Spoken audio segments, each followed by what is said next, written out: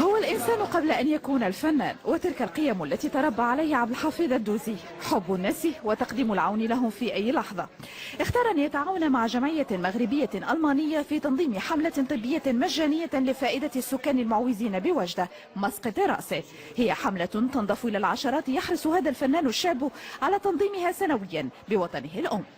تلاقيت في واحد الصحراء في ألمانيا وهضرنا على هذا الموضوع، وقال لي حتى هو عنده جمعيه في المغرب وفي الخارج، وهضرنا على هذا الموضوع اللي مهم نعاونوا الناس، نعاونوا بلادنا، وحنا جينا من المانيا باش نساعدوا الناس، وحتى هو عجباتو هذه الفكره، والطبا ديال المغرب ديال المانيا كلنا تجمعنا باش نعاونوا الناس. حياة ترحال يعيشها الدوزي بين المغرب وبلد الاستقبال بلجيكا، لكنه حريص على فتح بابه في وجه محبيه كلما تواجد بمدينة وجدة وكلما سنحت الفرصة. الشهرة والجوائز التي حصل عليها لم تنسه أبدا رفاق دربه وأصدقاء الطفولة. بالنسبة له أكبر جائزة هي حب الجمهور.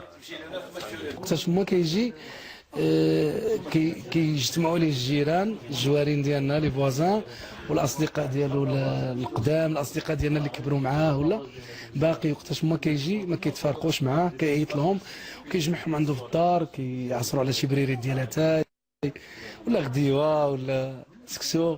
ولا المسار الفني ديالو بدا مولا 4 سنين. كان واحد الانسان صغير وعنده واحد الصوت جميل، وجميع الاغاني اللي كيسمعهم كيغنيهم بدون اغنيه هنديه ولا اغنيه تركيه ولا اسبانيه ولا مغربيه ولا مصريه، كلها كيغنيها كما كسمعها.